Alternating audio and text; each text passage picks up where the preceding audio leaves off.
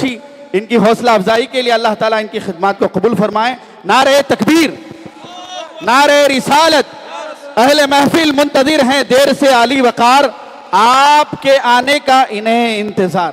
نعرہ تکبیر، نعرہ رسالت.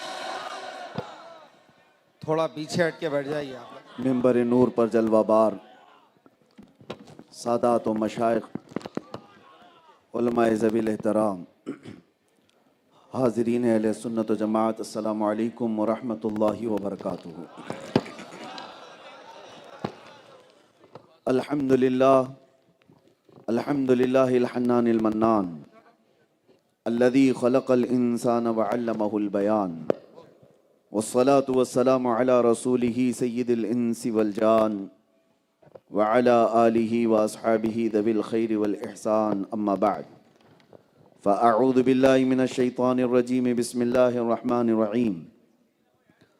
انما ولیکم اللہ ورسولہ والذین آمنوا الذین یقیمون الصلاة ویؤتون الزکاة وهم راکعون. صدق اللہ مولانا العظیم.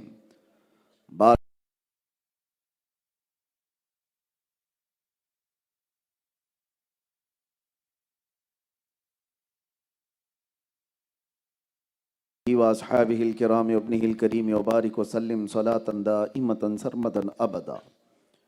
ہم ابھی اس جگہ پر کھڑے ہیں جہاں کے متعلق صوفیہ کاملین نے فرمایا کہ علماء کی محفل میں جاؤ تو زبان سنبھال کر کے رکھو، اولیاء کے دربار میں جاؤ تو دل سنبھال کر کے رکھو. جس دربار میں اب ہم آئے ہیں یہاں زبان بھی سنبھالنا ہے اور دل بھی سنبھالنا ہے.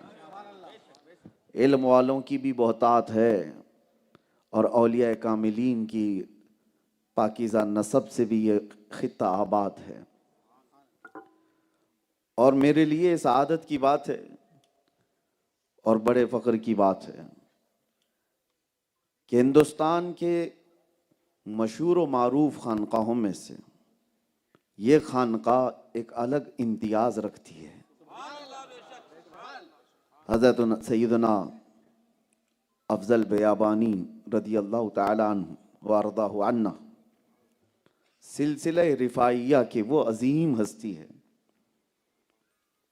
میرے عزیزو، جو سلاسل ہمارے پھیلے ہوئے ہیں، قادری ہو، چشتی ہو، نقش بندی ہو، سہروردی ہو، نظامی ہو، بہت سارے سلاسل ہیں.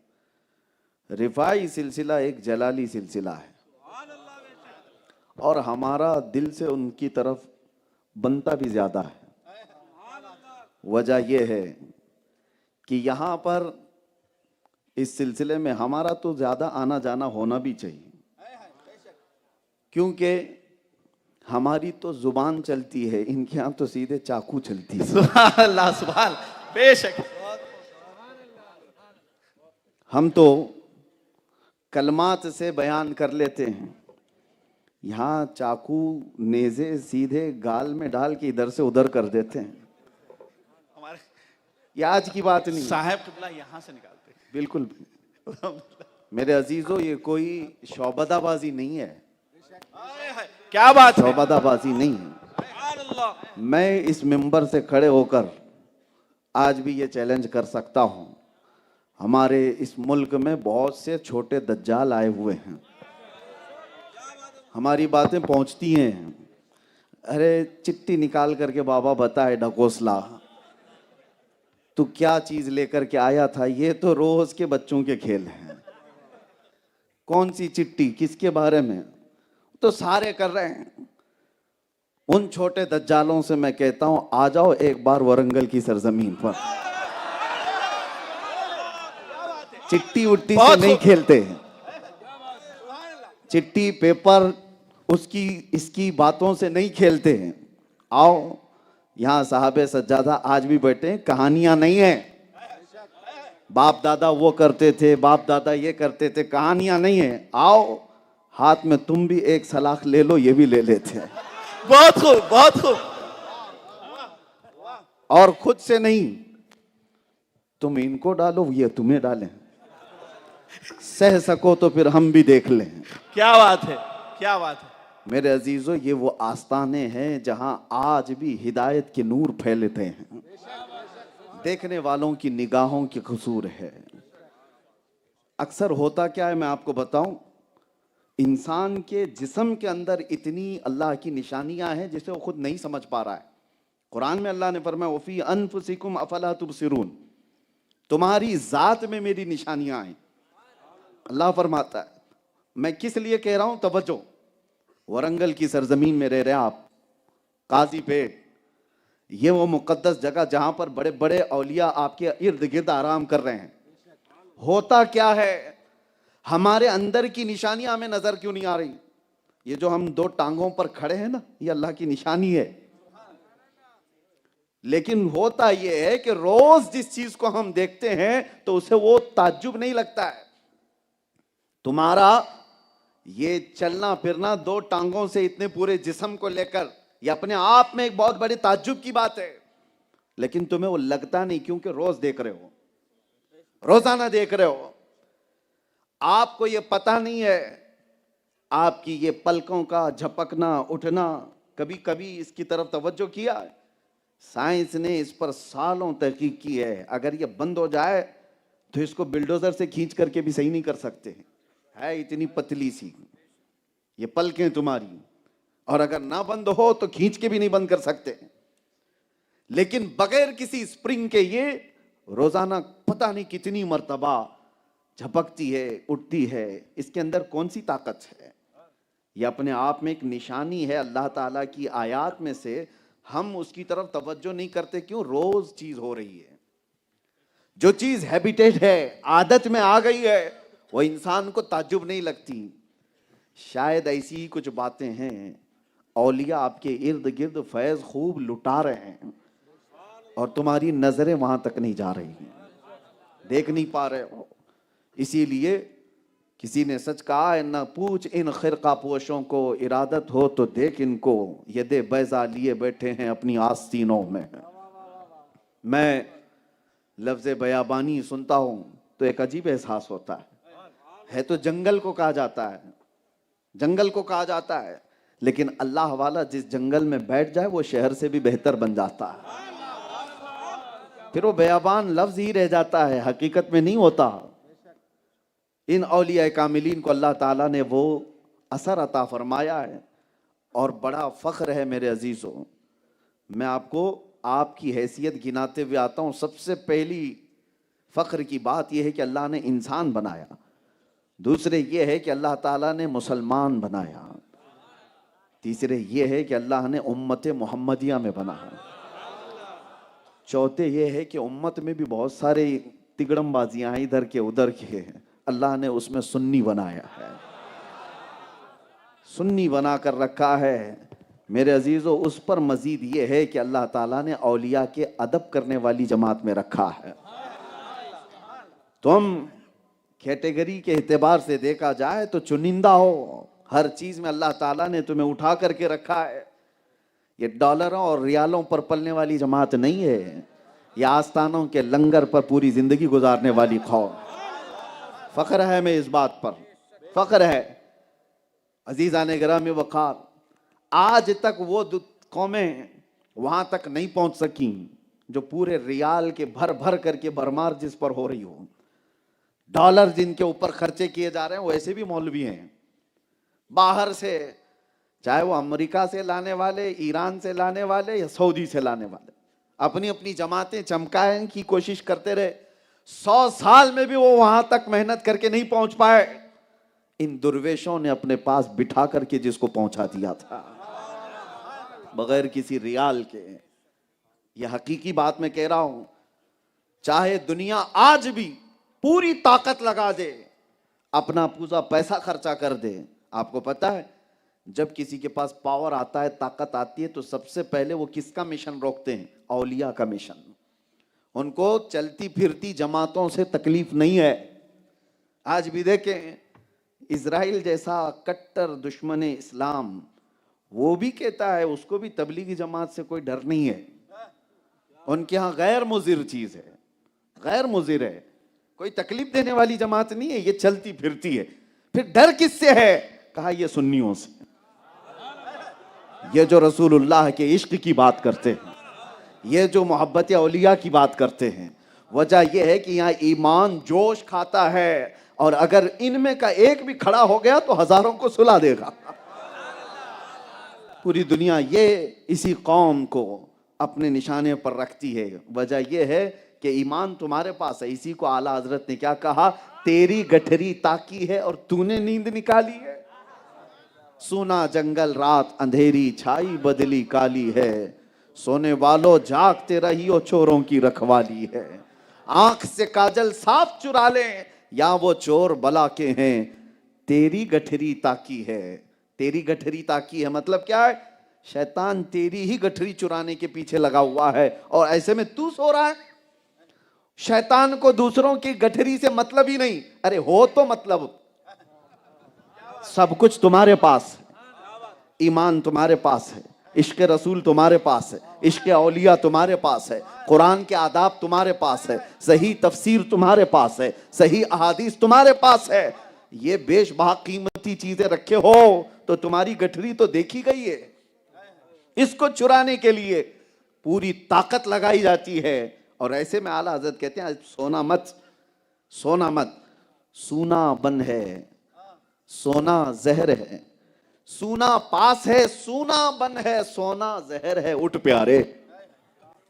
3 بار لفظ سونا آیا۔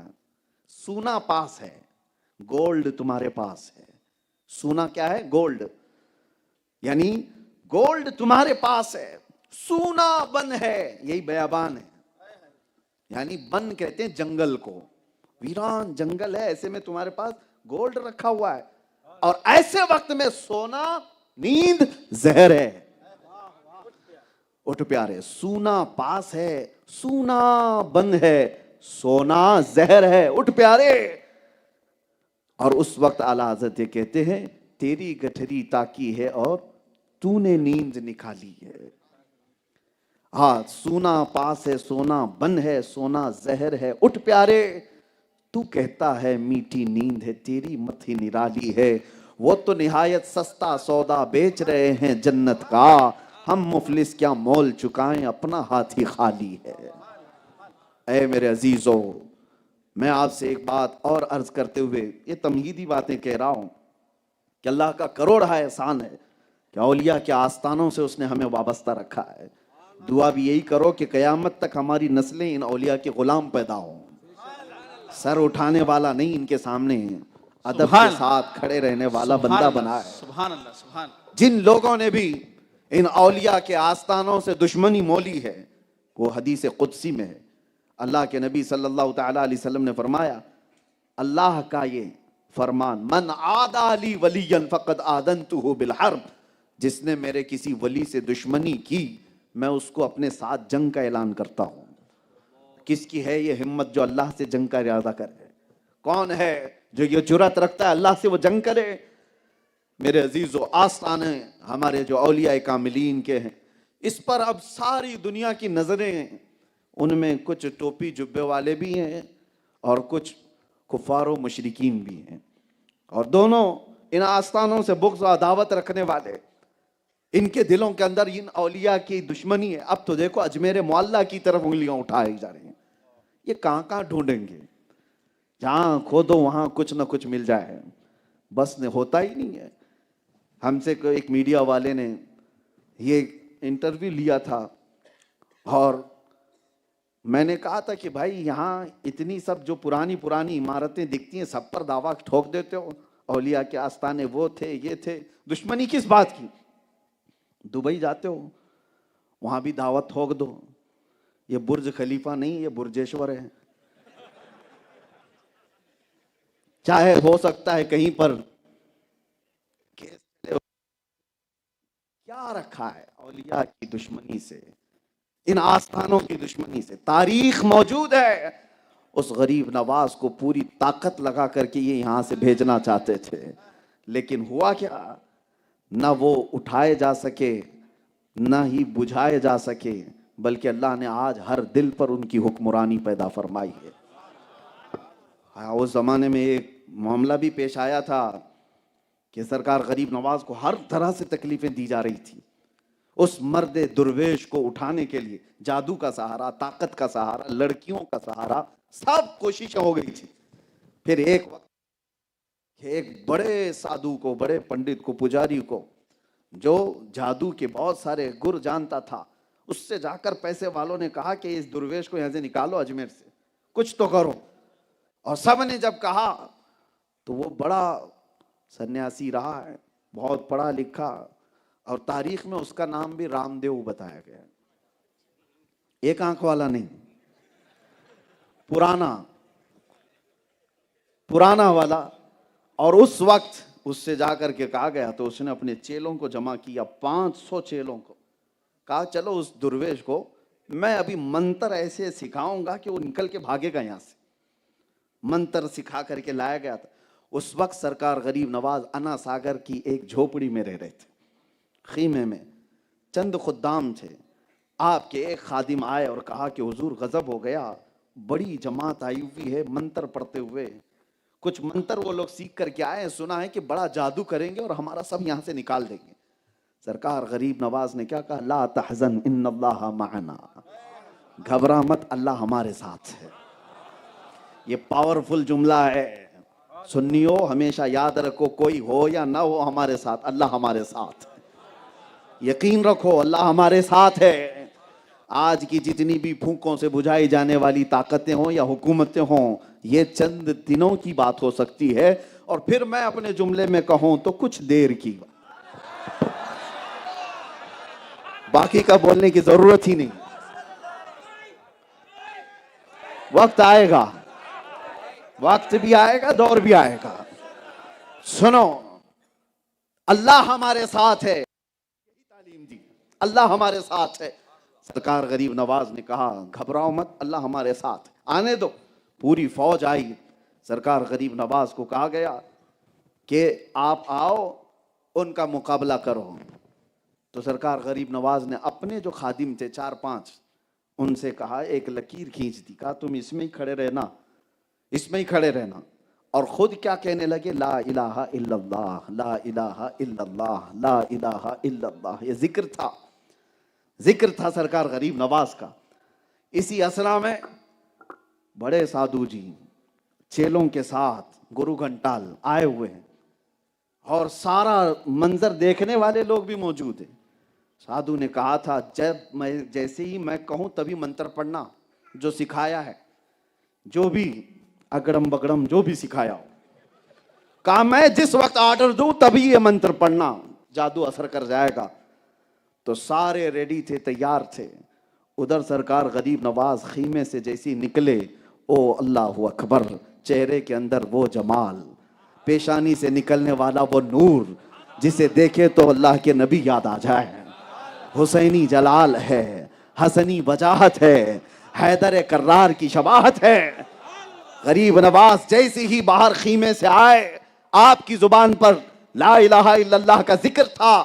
اسی اسنا میں ادھر سے گرو نے کہا چیلوں کو جو منتر سکھایا ہے سب پڑھو. سارے لوگ ایک ساتھ پڑھو. سارے چیلوں نے شروع کر دیا، مگر وہ منتر نہیں، پڑھنے لگے لا الہ الا اللہ، لا الہ الا اللہ.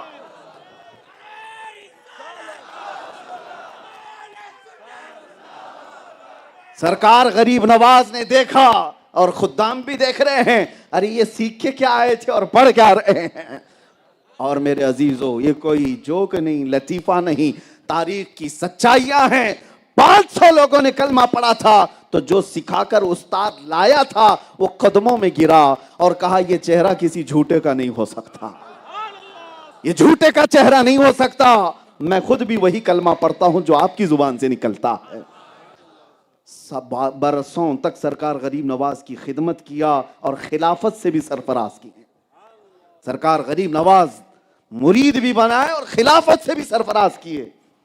یہ اولیاء کاملین کے آستانے ہیں. عزیزان گرامی وقار، دین جو پھیلا ہے، اسلام جو پھیلا ہے، آپ کو یہ باتیں اس لیے بتائی جاتی ہیں کہ آج کا نوجوان یہ سمجھتا ہے کہ گوگل سے ہمارے پاس دین آ گیا ہے، انٹرنیٹ سے دین آ گیا ہے. پتہ نہیں کیسے کیسے جوکر آ گئے ہیں انٹرنیٹ پر، نوجوان ان کے فدائی بن گئے. کیا ریفرنس دیتا ہے، کیا نمبر بولتا ہے. وہ انجینئر ہے, کوئی ڈاکٹر ہے, کوئی پروفیسر ہے. تم انجینئروں کے دین پر ہو کہ غریب نواز کے دین پر ہو؟ دین پلمبر سے, انجینئر سے نہیں آیا ہے. دین آیا ہے تو افضل بیابانی جیسے بزرگوں سے آیا ہے. دین آیا ہے تو خواجہ دکن سے آیا ہے. سبحان اللہ. ہمارے پاس دین آیا. ارے ان کو تو پیشاب کا سلیقہ نہیں معلوم, جو دین سکھانے کے نام پر بیٹھے ہوئے ہیں. انہیں کس چیز کا سلیقہ ہے؟ یہ اولیاء پر بھونکنے والے لوگ, آستانوں کی بے حرمتی کرنے والے لوگ, وہ دین کے پیروکار ہو سکتے ہیں؟ دین کے علمبردار ہو سکتے ہیں؟ میں نوجوانوں سے کہتا ہوں, تمہیں کیا ہو گیا؟ ہر چیز کو گوگل پہ کیوں دیکھتے ہو؟ ہر چیز کو. میں نے ابھی ایک فتویٰ پڑھا, بہت بڑا مجھے اچھا بھی لگا. جامعہ ازہر مصر نے یہ فتویٰ دیا 4-5 دن پہلے کی بات. اے آئی آ گیا ہے, آرٹیفیشل انٹیلیجنس, ہر چیز بول رہا ہے, ہر چیز, سب کی نوکریاں بھی کھا رہا ہے. جو بولو سب, اسائنمنٹ پورے, وکالت کے کیس ڈال دو وہ پورے, پرسکرپشن ڈال دو تو ڈاکٹر کی ساری باتیں بول رہا ہے, سب کچھ کر رہا ہے. ارے نقلی آدمی بھی بن کے بات کر رہا ہے. ایسے میں ایک سوال آیا ہے کہ اے آئی ایک قرآن کی کوئی آیت پڑھ کر کے اس سے کہیں اس کی تفسیر بول, تو وہ تفسیر کہہ رہا ہے, تفسیر بول رہا ہے, کیونکہ جتنی لوڈڈ ہے اتنی تو کہے گا, جتنا بتایا گیا وہ سب بتائے گا. لیکن فتویٰ یہ آیا کہ قرآن کی آیت اے آئی سے پوچھ کر کے تفسیر حاصل کرنا جائز نہیں. اس کو یہیں پر روک دیا گیا ہے. یہی سے میں سمجھانا چاہتا ہوں, ہر چیز وہاں سے حاصل کرنے والی نہیں ہوتی جو آپ وہاں سے لے رہے ہو, کیونکہ تمہیں پتہ ہی نہیں صحیح کیا ہے غلط کیا ہے, تمیز ہی نہیں کر سکتے, تو کیسے تم دین وہاں سے حاصل کرو گے؟ ہمارے بزرگوں نے دین جو حاصل کیا, کیسے حاصل کیا؟ بایزید بسطامی کی ماں ہے, بچے کو لے کر کے آئی استاد کے پاس, کہا اس کو اپنے پاس رکھ لیجیے, دین سکھائیے. کہا آپ خود بھی عالمہ ہیں, آپ سکھائیں. کہا ہم چاہتے ہیں کہ بزرگوں سے جو چلا ہے وہ میرے بیٹے کے اندر آ ہے. خود سکھا سکتی, استاد کے پاس لے جا کر کے رکھتی ہیں. دین سکھانے کا جذبہ ایسا ہونا چاہیے. بایزید بسطامی کی ماں استاد سے یہ بھی کہہ کے آتی ہے, میرا بیٹا میرے بغیر سوتا نہیں ہے, اکلوتا بیٹا ہے اور اس کو میری عادت لگی ہوئی ہے, چاہے کچھ بھی بہانہ کرے گھر مت بھیجنا, نہیں تو اس کی تعلیم میں فرق پڑ جائے گا. استاد نے کہا ٹھیک ہے. دن گزرے, 2 دن, ہمیں پتہ ہے مدرسوں میں جب لے جا کر کے ہمیں شروع میں بھیجا جاتا تھا, کتنے دن تک رو رو کر کے گزارتے تھے. ماں یاد آئے, باپ یاد آئے, بھائی یاد آئے, بہنیں یاد آئے, بہت یہ سارے حالات. اور کتنے تو بچے اسی لیے بھاگ چلے جاتے ہیں, رک بھی نہیں پاتے. بایزید بسطامی پڑھتے رہے. 8 دن گزرے تھے, 8 دن گزرے. توجہ چاہتا ہوں, استاد سے کہا کہ مجھے ماں سے ملنا ہے, چھٹی دے دیجیے. استاد نے ایسا کر دیا کہ یہ چھٹی ملے ہی نہیں اس کو. قرآن یاد کر رہا ہے, روزانہ 1 صفحہ سناتا تھا. تو انہوں نے کہا 8 صفحے سنا دے گا تو چھٹی, 8 صفحے قرآن سنا دے چھٹی ہے. وہ بایزید بسطامی تھے, گئے لگن کے ساتھ پڑھے, 2-4 گھنٹوں میں ہی آئے. استاد سے کہا مجھے چھٹی دیجیے. استاد نے کہا تجھے پتہ نہیں ہے میں نے کیا کہا؟ کہا حضور 8 صفحے یاد کر چکا ہوں, سن لیجیے. اب استاد دنگ رہ گئے کہ یہ بچہ جو تھوڑا سا سناتا ہے وہ اتنا قرآن کیسے یاد کیا. سننے لگے تو سب سنا دیا. اب ان کے پاس کوئی بہانہ ہی نہیں رہ گیا تھا بچے کو روکنے کا. کہا جا چھٹی ہے جا کے آ, لیکن شام سے پہلے آ جانا. ادھر استاد نے بھیجا تھا, بایزید گھر گئے, ماں کا دروازہ بند تھا, گھر کا دروازہ بند تھا. کھٹکھٹایا, جب گھر سے قریب ہو رہے تھے دھڑکنیں بڑھتی جا رہی تھی. جس گھر میں ان کی آنکھیں کھلی, ماں کو دیکھا ہے. جیسے ہی دروازہ کھٹکھٹایا اندر سے آواز آئی, کون ہے؟ کہا ماں تیرا بایزید آیا ہے. تو ماں نے فوراً کیا کہا, کون بایزید؟ کون بایزید؟ ماں اپنے بیٹے سے ایسے پوچھ سکتی ہے؟ ماں اگر اپنے بیٹے کا نام یاد نہ رکھے تو پھر کون یاد رکھتا ہے؟ بایزید نے کہا ماں تیرا بیٹا. ماں نے کہا میرا ایک بیٹا تھا, میں نے اللہ کو دے دیا, اب میرا کوئی بیٹا نہیں. میرا ایک تھا, میں نے اسے دے دیا ہے اللہ کی راہ میں دین کے لیے, میرا اب کوئی ہے نہیں. بایزید دروازہ نہیں کھولا. بغیر ماں سے ملاقات کیے واپس پھر استاد کے پاس آ گئے. زندگی پوری بیت گئی, پڑھتے رہے, ایک دن خبر آئی کہ بایزید کی ماں کا انتقال ہو چکا. سیدھے جنازے میں جانا ہوا. یہ دین سکھانے کا نظام ہمارے بزرگوں کا تھا. لے جا کر کے انہوں نے ایرے غیرے نتو کھیرے کے پاس نہیں کہا کہ یہاں سے دین لے لے, یہاں سے دین لے لے. دین ہمارے پاس بزرگوں سے ہی ہو کر کے آیا ہے. اپنے بچوں کو یہ تلقین کر کے جاؤ, دین وہی صحیح ہے جو اولیاء کے آستانے سے ہو کر کے آیا ہے, جو اولیاء کاملین کے سلاسل سے ہو کر کے آیا ہے. ہم سنی ہیں, چاہے جو بھی جتنی آلوچنا کرے ہماری, ہم اپنا دروازہ نہیں چھوڑ سکتے, ہم اپنا گھر نہیں چھوڑ سکتے. بعض لوگ یہ سوچتے ہیں کہ بہت اب ماڈرن زمانہ ہے, ترقی یافتہ زمانہ ہے, اب وہ پرانے خیالات سے نکلنا چاہیے. ان کو کیا پتا پرانے خیالات سے نکلنے کا انجام کیا ہوتا ہے. میں نے پڑھا تھا ایک دانشور امریکہ کی ترقیوں پر فریفتہ تھے, مغرب کے دلدادہ تھے. اس دانشور کی ایک بات میں بتا رہا ہوں, بڑا مفکر ہے, سائنسدان ہے. اس نے تصورات میں ایک کتاب لکھی, کہا میں مغرب کی بہت ساری ترقیات پر بالکل ایسا تھا کہ دل دے بیٹھتا, جان دے بیٹھتا. یہ کہاں سے کہاں کو پہنچ گئے, چاند میں پہنچ گئے. انہوں نے سورج کی کرنوں کو قید کر لیا ہے, زمین کا سیال مادہ نکال کر نہ جانے کیا کیا کیمیکل بنا دیے, بولتا ہوا آلہ بنا دیا, سب ترقیاں کر لی ہیں. ایک بار چل کر کے دیکھتے ہیں یہ گنبد خضرا کی ترقی کیا ہے, گنبد خضرا کی ترقی کیا ہے.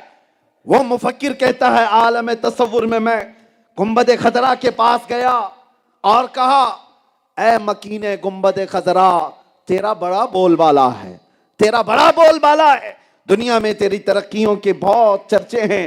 مجھے بتا کیا امریکہ نے, رشیا نے جو ساری ترقیاں کی ہیں, تیرے آستانے سے بھی کوئی ترقی ہوئی ہے؟ آواز آئی, آنکھ بند کر, ایک ترقی تجھے دکھاتا ہوں, آنکھ بند کر تجھے ترقی دکھاتا ہوں. عالم تصور میں اس مفکر نے لکھا ہے اور کہتا ہے میں نے آنکھ بند کی, تاریخ دکھائی جا رہی تھی, ایک باب پر جا کر رک گیا تاریخ میں, وہاں پر دو لوگوں کی تاریخ لکھی ہوئی تھی. یہ مفکر کہتا ہے میں رک گیا, تاریخ دیکھتے ہوئے واقعہ لکھا ہوا تھا. اس تاریخ میں کیا لکھا ہوا تھا؟ ایک نوجوان حسین چہرے والا مسجد نبوی میں آتا ہے, مسجد نبوی میں آتا ہے, اور ایک بزرگ سفید کپڑوں میں بیٹھے ہوئے ہیں. آنے والا نوجوان بزرگ کے پاس آیا اور کہا آپ کے پیچھے چلنے آیا ہوں. بزرگ نے کہا ٹھیک ہے آ جا, میرے پیچھے چلنے آیا ہے. اب سنو, اس مفکر نے انگلی رکھ کر کے پوچھا بتاؤ تاریخ کے اوراق یہ دونوں ہیں کون؟ یہ کون ہے, یہ جوان کون ہے, یہ بوڑھا کون ہے؟ تاریخ نے بتایا یہ جو بزرگ بیٹھا ہے یہ عثمان ہارونی ہے, اور آنے والا جوان معین الدین چشتی ہے. پوچھا کہ کیا ہے تاریخ میں کیا ہوا, تاریخ میں کیا ہوا؟ سنو, اس مفکر نے دیکھا بزرگ یہ کہتا ہے اس نوجوان سے بیٹا آسمان کی طرف دیکھ کیا دکھتا ہے. نوجوان نے دیکھا اور کہا آسمان دکھتا اور کچھ بھی نہیں. پھر کہا زمین کی طرف دیکھ اور کیا دکھتا ہے. نوجوان معین الدین چشتی نے کہا زمین دکھتی اور کچھ بھی نہیں. قریب بلایا اور اپنی دو انگلیاں غریب نواز معین الدین چشتی کی آنکھوں پر رکھ دیا اور کہا اب آسمان کی طرف دیکھ اور بتا کیا دکھتا ہے. میرے دو انگلیوں کے کمان کے درمیان سے جانب آسمان دیکھ کیا دکھتا ہے. معین الدین چشتی نے آنکھوں کو دیکھا دو انگلیوں کے کمان کے بیچ سے. کس کے؟ عثمان ہارونی, خواجہ عثمان ہارونی جو پیر و مرشد ہیں, ان کی انگلیوں کے کمان کے بیچ سے دیکھنے لگے اور پھر پکار کر کہا حضور پہلا آسمان بھی دکھ رہا ہے, دوسرا اور تیسرا بھی دکھ رہا ہے, چوتھا اور پانچواں بھی دکھ رہا ہے, چھٹا اور ساتواں بھی دکھ رہا ہے, یہی نہیں عرش خدا تک دکھ رہا ہے.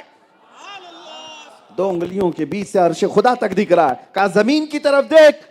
زمین کی طرف دیکھا تو معین الدین چشتی نے پکار کر کہا زمین کے ساتوں طبق ہی نہیں تحت الثری تک دکھ رہا ہے. بس یہ منظر دیکھا اس مفکر کو گنبد خضرا سے آواز آئی بند کر, بند کر. اب یہ تاریخ دیکھ لیا, ایک بزرگ کو ایک جوان کو, اٹھ اور جا, پورے امریکہ میں، رشیا میں، تیرے ترقی یافتہ دور میں ایک ایسا انسان لا کر کے دکھا جس کی 2 انگلیوں کے بیچ سے اوپر دیکھیں تو عرش خدا دکھے اور نیچے دیکھیں تو تحت الثری دکھے۔ وہ گھبرایا ہوا نکلا، کہا ہمارے ہاں ترقی تو مٹیریل کی ہے، انسان کی کہاں ہے؟ ساری ترقی، ارے انسانوں نے اس پہ محنت کیا، لوہے پر اس کو مائک بنا دیا، میٹل پر ترقی کیا، کمپیوٹر بنا دیا، میٹل پر کام کیا ہے، پلین بنا دیا۔ سارے تو میٹل کی ترقی ہے، لوہے کی ترقی ہے۔ موبائل کس چیز کا ہے تمہارا؟ یہ جن دھاتوں سے بنا ان دھاتوں کی ترقی ہے۔ تیری کیا ترقی ہے؟ تیری ترقی ہوتی تو آج غریب پھانسی لگا کر مر نہیں رہا ہوتا۔ تیری ترقی اگر ہوتی تو تم ماں بہنوں کی عزتوں پر انگلیاں نہیں اٹھا رہا ہوتا۔ تیری ترقی اگر ہوئی ہوتی تو ناجائز اور حرام کاموں میں دن و رات نہیں گزار رہا ہوتا۔ میٹل کی ترقی کی ہے دنیا نے، پوری دنیا نے مل کر میٹل کی ترقی کی ہے، اور واحد وہ درسگاہ ہے گنبد خضرا جہاں میٹل کی نہیں انسان کی ترقی کرائی جاتی ہے۔ یہ وہ آستانے ہیں، ہو سکتا ہے یہاں آنے والے فقیر دکھتے ہوں، درویش دکھتے ہوں، ان کے آگے پیچھے کچھ دکھتا نہیں ہے، یہ جھولیاں لے کر کے گھومنے والے درویش۔ لیکن میرے عزیزو وہی شعر پھر میں پڑھتا ہوں، نہ پوچھ ان خرقہ پوشوں کو، ارادت ہو تو دیکھ ان کو، ارے ید بیضا لیے بیٹھے ہیں اپنی آستینوں میں۔ ہاں ویسے اولیاء کے آستانوں سے لگے ہوئے درویش دکھتے ہیں۔ ابھی ہمارے غلام افضل بیابانی صاحب، یہ تو صرف اوپر سے دکھتے نہیں، اندر سے ہیں بھی۔ 300 بھینسیں جس کے پاس پل رہی ہوں، نعرہ اللہ تکبیر! تبارک و تعالیٰ نے بے حساب جو دنیاوی معاملات عطا کیے ہیں، یہ اس لیے نہیں ہے کہ سیاسی جماعتوں سے حاصل کیا ہوا، یہ اولیاء اکرام کی خدمت کا صلہ ہے۔ میرے عزیز و آستانوں کی برکت ہے۔ میں یہاں پر یہ کہہ رہا ہوں کہ ان اولیاء کاملین کے ہاں درویشی سکھائی تو جاتی ہے، لیکن اندر سے پاورفل بنایا جاتا ہے، اندر سے پاورفل بنایا جاتا ہے۔ یہاں پر میٹل کی نہیں انسان کی ترقی کرائی جاتی ہے۔ بارگاہ مصطفیٰ میں کیا ہوا تھا؟ لوگ آج سوال اگر کریں کہ اسلام نے کیا سکھایا ہے، ایک مغرب دل دادا حضرت علامہ مفتی شریف القمجدی رحمۃ اللہ تعالیٰ علیہ کے ہاں میں نے سنا تھا، کسی بڑے یا ان کا ہے یا دوسرے استاد کے پاس آیا اور کہنے لگا، ارے مولانا ابھی بھی بخاری پڑھا رہے ہو؟ امریکہ چاند میں چلا گیا، رشیا زمین میں اندر چلا گیا، کہاں سے کہاں ترقی کرا لیا، اور تم تو بخاری ہی پڑھ رہے ہو ابھی۔ تو بخاری پڑھانے والے محدث نے کہا تھا، وہ تو چاند میں گیا، وہ زمین میں گیا، تو بیچ میں کھڑا رہ گیا اور بخاری پر سوال کرتا رہ گیا۔ تجھے سوال کرنے کے لیے پیدا کیا گیا ہے۔ بخاری شریف پڑھتے ہوئے جو لوگ آگے گئے ہیں، میرے عزیزو، لوگ دنیا میں کامیابی کو کیا سمجھ بیٹھے ہیں؟ ایسے ایسے ترقی کی چیزیں بنانا چاہیے تبھی وہ کامیاب ہے۔ سائنٹسٹ بن جائے، میزائل بنا دیا، بہت کامیاب۔ میزائل بنانے والا کامیاب، بارود بنانے والا کامیاب۔ دنیا کا یہی تو ہے کانسیپٹ ابھی، جو پوری دنیا کو تباہ کرنے والے آلے بنا کر کے دے گا وہ کامیاب۔ کس نے بنایا؟ ارے اس نے بنایا ہے، اس نے وہ ڈوم بنایا ہے، اس نے وہ میزائل بنایا، اس نے راکٹ بنایا، پوری دنیا کو تباہ و برباد کرنے والے آلے جو بنایا۔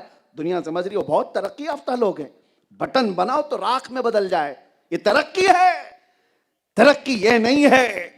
ترقی ان اولیاء کاملین نے کی ہے جو گرتے ہوئی قوموں کے اندر صرف اپنے ایک کلمہ طیبہ سے پورا منور کر دیا ہے، ان کے دلوں کو روشن کر کے رکھا ہے۔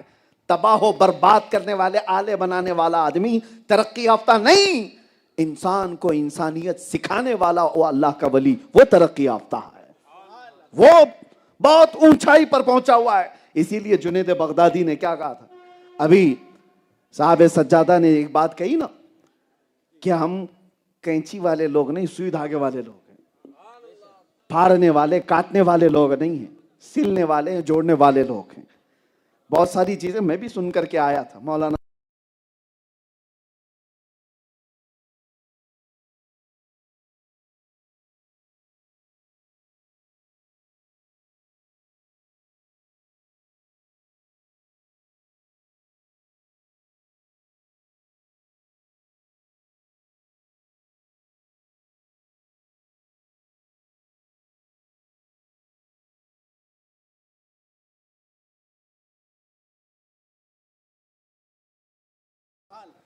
افضل بیابانی صاحب وہ کرتے ہیں یہ کرتے ہیں, کوئی بھی کچھ لایا تو کیا تم نے صاحب معاملہ سے بات کیا؟ صاحب معاملہ سے بات کیا؟ پتہ نہیں کون کون سی چیزیں پھیلائی میرے تقریر میں آنے سے پہلے, حالانکہ میں نے کوئی سوال نہیں کیا, کوئی پوچھا نہیں. انہوں نے صرف اتنا کہا, شاید میرا آنے کا مقصد بھی میں آپ کو بتاتا ہوں. انہوں نے کہا کہ اس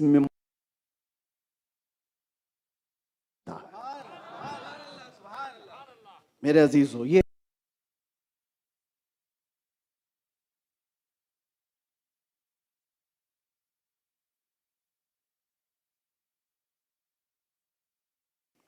پانی میں ایک بچھو ڈوب رہا تھا. پانی کا بچھو نہیں تھا, ڈوب رہا تھا. آپ نے بچھو کو انگلی سے اٹھایا کہ باہر ڈال دوں, ڈوب جائے گا, مر جائے گا. تو جیسے ہی اٹھایا بچھو نے ڈنک مار دیا. اور بچھو کا ڈنک آسان نہیں ہے, تڑپتا ہے آدمی. آپ نے ہاتھ جھٹک دیا, پھر وہ ڈوبنے لگا تو آپ نے دوبارہ اس کو اٹھایا, پھر ڈنک مار دیا, پھر آپ نے ہاتھ جھٹک دیا. تیسری بار اس کی ڈنک کو ہی پکڑا اور اٹھا کر کے پانی سے باہر پھینک دیا. وہ مٹی میں چلتا ہوا نکل گیا. ڈنک تو مارا تھا. مرید نے کہا سرکار جنید بغدادی سے کہ وہ موذی جانور ہے, ڈنک پہ ڈنک مار رہا ہے اور آپ اس کو پھر اٹھا رہے ہو. جنید بغدادی نے کہا وہ بچھو ہے, ڈنک مارنا اس کی فطرت ہے, وہ اپنی فطرت پر عمل کر رہا ہے, اور ہم اللہ والے ہیں, مدد کرنا ہماری فطرت ہے, ہم اپنی فطرت پر عمل کر رہے ہیں. نعرہ تکبیر, نعرہ رسالت, یا رسول اللہ. مدد کرنا ہماری فطرت ہے, ہم مدد کر رہے ہیں. اسی لیے میرے عزیزو, یہ یہاں سے کانسیپٹ لے کر کے جاؤ اولیاء کے آستانے سے, اولیاء کے آستانوں سے. مجھے بڑی خوشی اس بات کی بھی ہے کہ یہاں لنگر روزانہ چلتا ہے, ہر ایک کو کھلایا جاتا ہے. یہی اولیاء اکرام کا طور طریقہ تھا. غوث پاک نے فرمایا میں نے ساری نیکیاں الٹ پلٹ کر کے دیکھ لیا, 2 نیکیوں سے زیادہ محبوب اللہ کے یہاں مجھے نہیں نظر آئی. غوث پاک کے آستانے پر بھی یہ موجود ہے. غوث پاک کہتے ہیں ساری نیکیاں الٹ پلٹ کر دیکھ لیا, 2 نیکیاں مجھے لگیں. پوچھا کون سی؟ کہا ایک ننگوں کو کپڑا پہنانا, دوسرے بھوکوں کو کھانا کھلانا. غوث پاک نے فرمایا, اور اسی وجہ سے 1000 سال ہو گئے غوث پاک کا لنگر آج بھی چل رہا ہے. ایک اور بات میں بتا دوں, کاٹنے اور اس کی بات آپ نے سن لی جوڑنے کی. اسی طرح سے تمہارا مقصد جینے کا کیا ہونا چاہیے, کیا ہونا چاہیے؟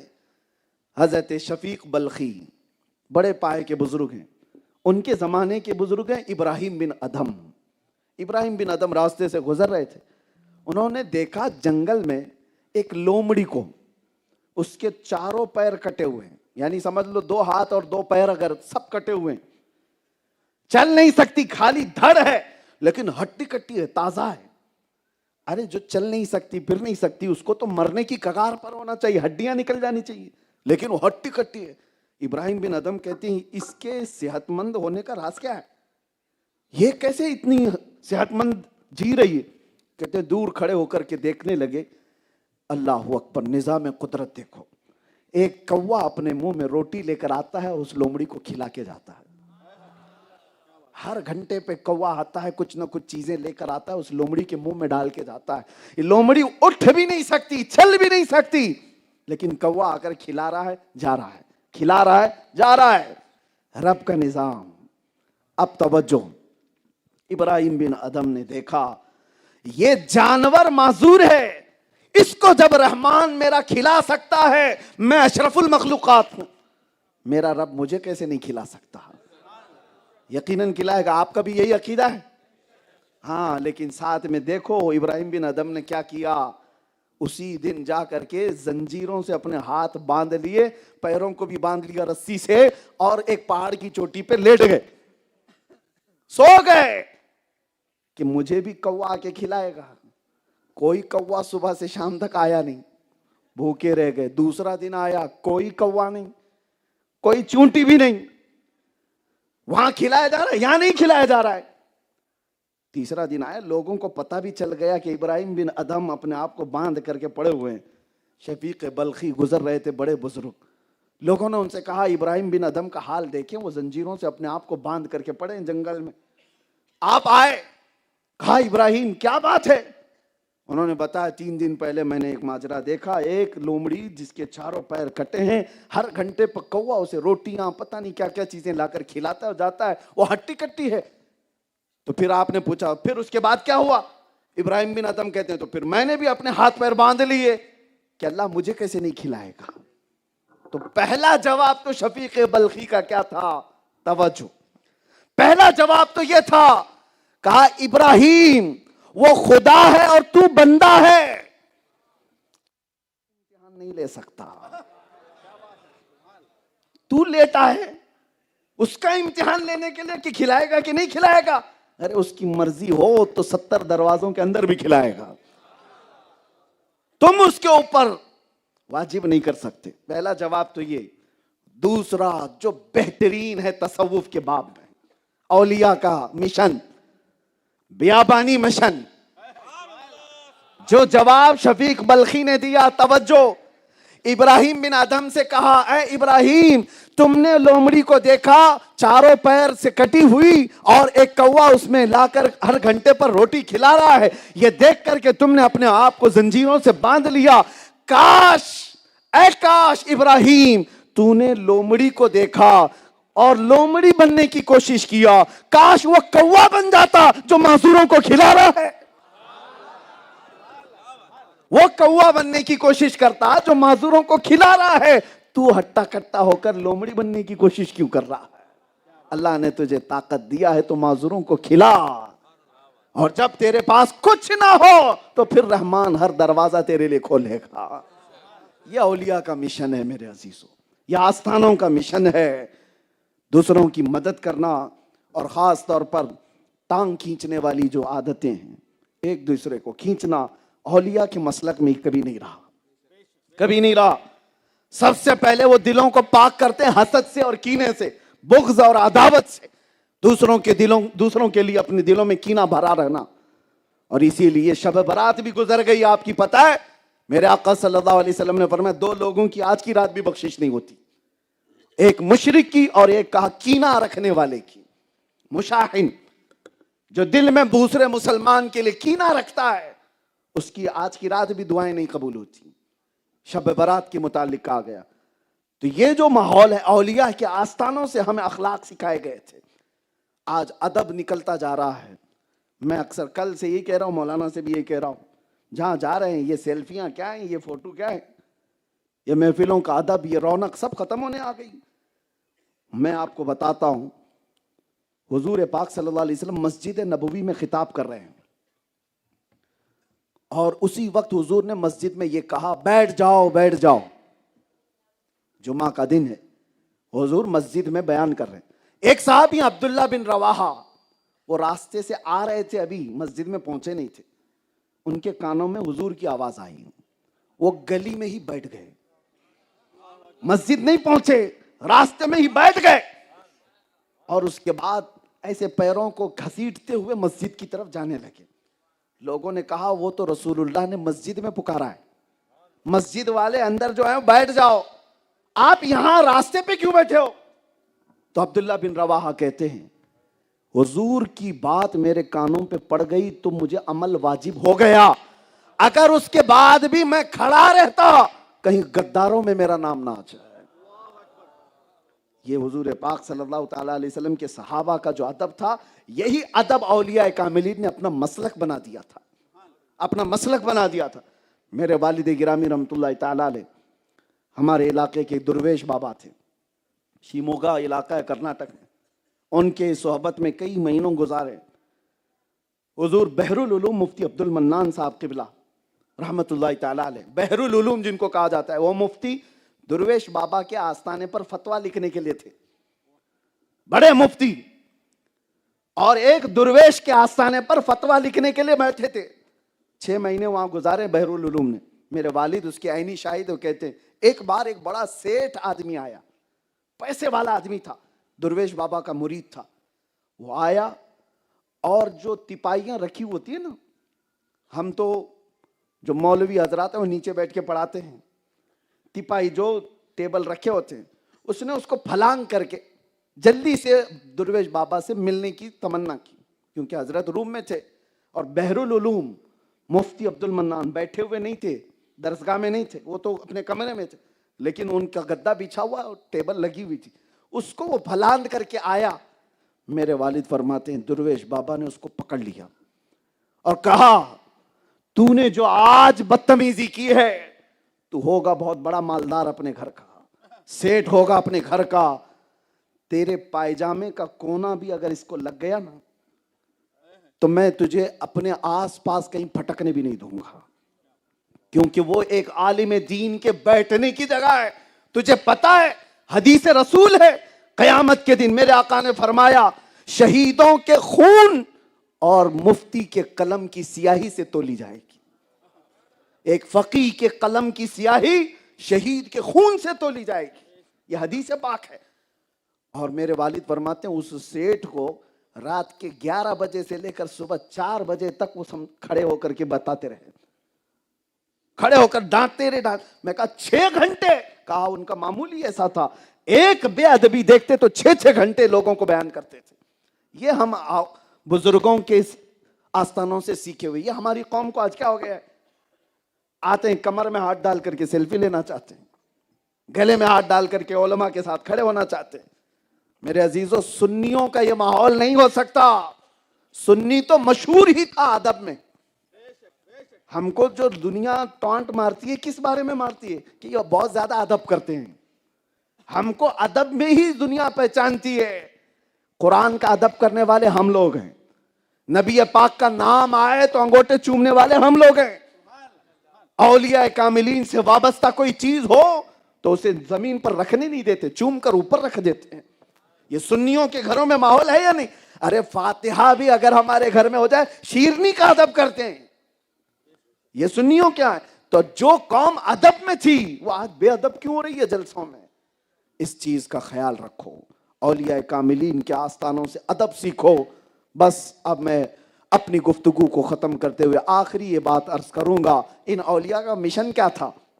ये आए दुनिया में, ये हलके बनाने नहीं आए थे, ये चेले बनाने नहीं आए थे, बल्कि ये आए थे, इनका एक कलमा मैं आपको बता दूं।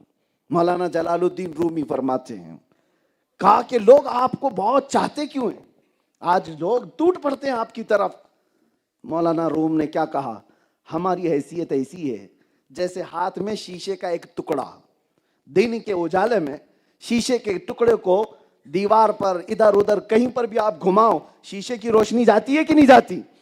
दीवारों पर शीशे की रोशनी जाती है।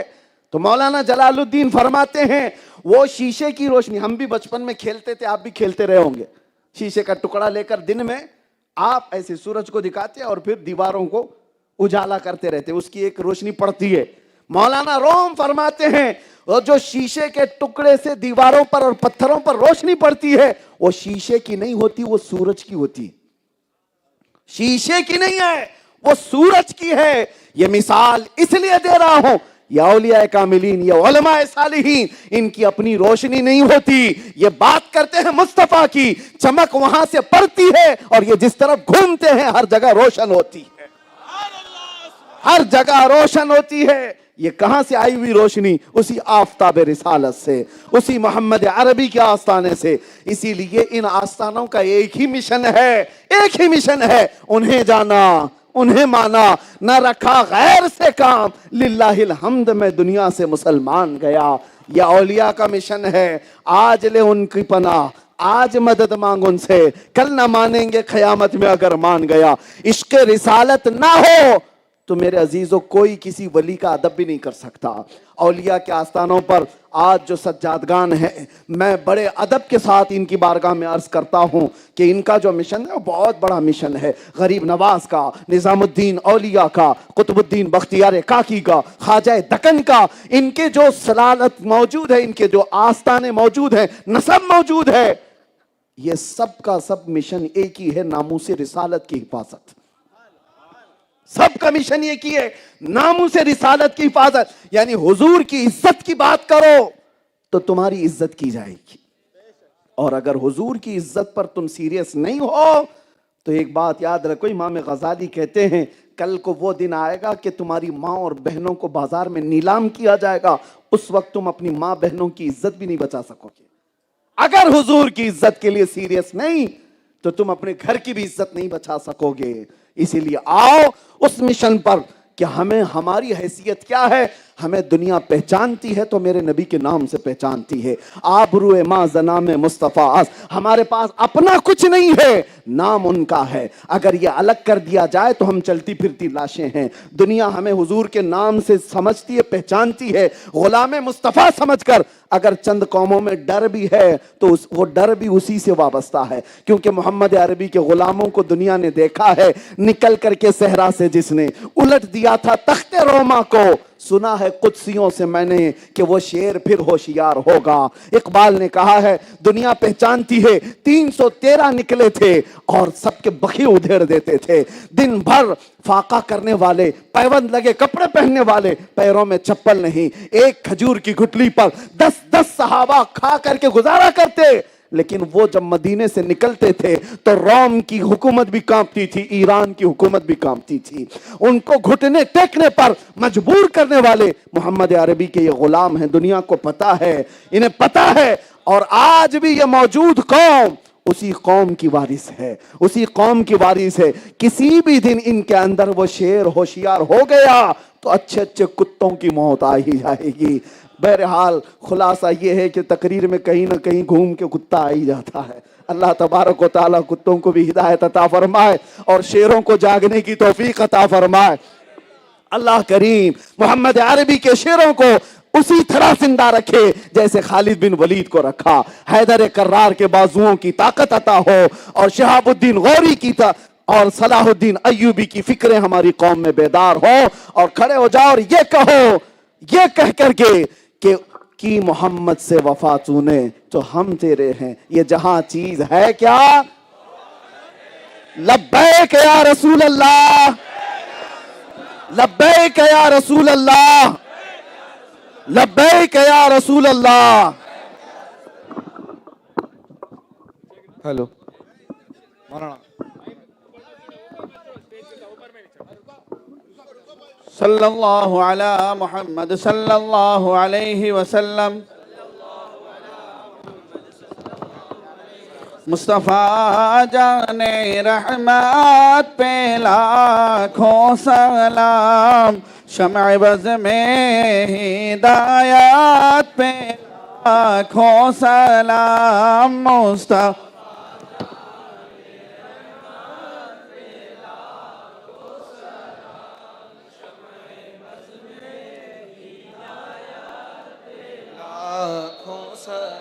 جس سہانی گھڑی چمکا طیبہ کا چاند, اس دل افروز ساتھ پہ لاکھوں سلام. مصطفیٰ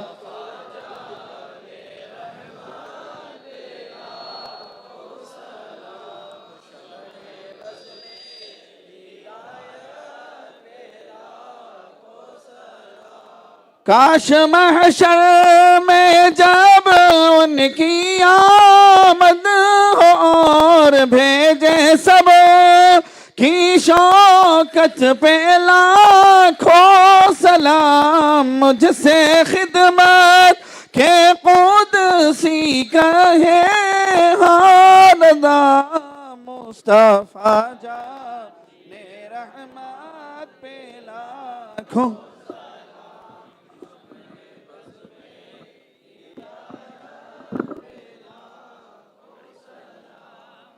اللہم صلی علی سیدنا مولانا محمد سابقا نورہ و آخرا ظہورہ و رحمت للعالمین وجودہ وعلی آلہ و اصحابہ وبارک وسلم. ربنا تقبل من الفاتحہ الى حضرت النبی صلی اللہ علیہ وسلم.